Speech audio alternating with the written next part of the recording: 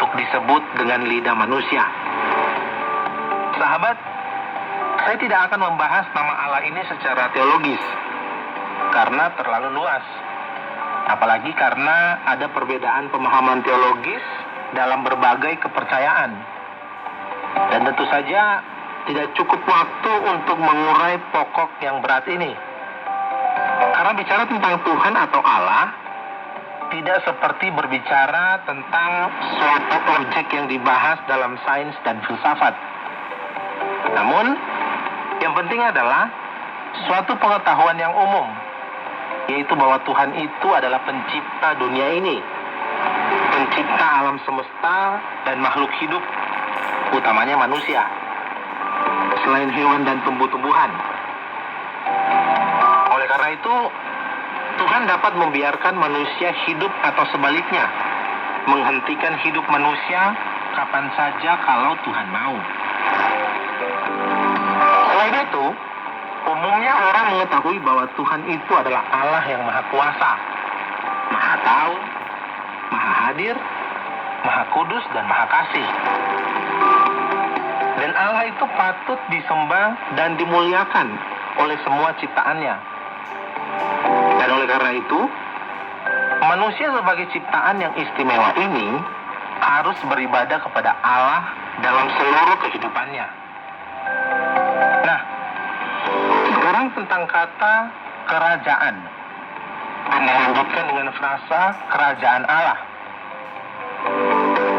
Kalau hanya kata kerajaan, tentu saja tidak asing. Ya, semua orang pasti familiar dengan kata kerajaan ini ya. Karena memang secara fisik orang tahu bahwa kerajaan itu adalah salah satu bentuk negara dan bentuk pemerintahan dalam negara itu. Sebuah negara terdiri atas 3 unsur utama yang membentuknya. Yang pertama, adanya sebuah wilayah, daratan dan lautan dan udara. Kemudian yang kedua, adanya penduduk yang hidup menetap di wilayah itu.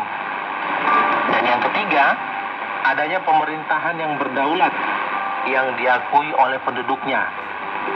Ya, boleh ditambahkan mungkin satu unsur lain yang juga penting, yaitu bahwa ketiga unsur tadi, wilayah, penduduk, dan pemerintahan, itu diakui oleh negara-negara yang lain. Sehingga dapat terjadi interaksi antar negara. Jadi, sebuah kerajaan mengandung arti sebuah negara berdaulat dalam bentuk kerajaan yang dipimpin oleh seorang raja dan memiliki sistem pemerintahan monarki atau kerajaan. Di dalam dunia ini, kita tahu masih ada banyak negara dalam bentuk dan sistem pemerintahan kerajaan atau monarki. Nah, sahabat, sekarang kita coba mengerti kalau kata kerajaan dan sebutan Allah digabungkan menjadi kerajaan Allah. Pengertian dasar tentang kerajaan sudah kita miliki. Misalnya, seperti kerajaan Sriwijaya, kerajaan Majapahit, kerajaan Tarumanegara di zaman dahulu.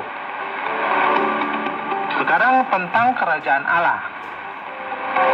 Di dunia ini, kalau secara fisik, memang tidak ada apa yang disebut dengan kerajaan Allah. Di mana kerajaan Allah itu?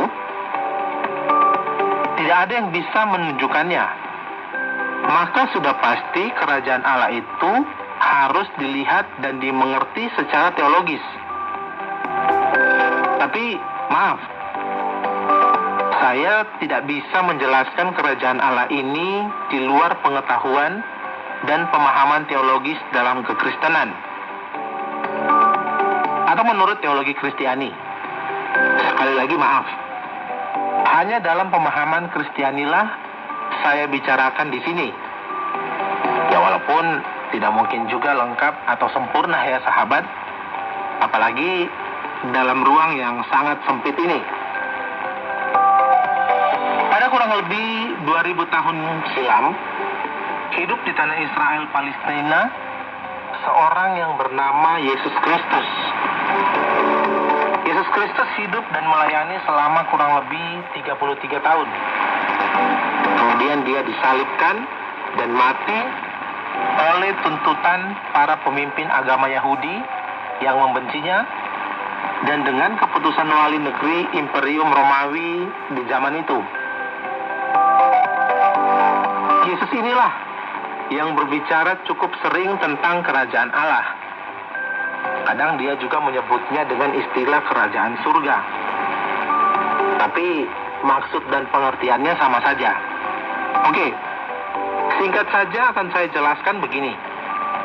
Kerajaan Allah itu adalah sebuah kerajaan rohani, bukan suatu kerajaan secara fisik. Israel dahulu, di masa hidup Yesus, memang berbentuk kerajaan, dipimpin oleh seorang raja, walaupun hanya sebagai raja boneka yang ditunjuk oleh Kekaisaran Romawi.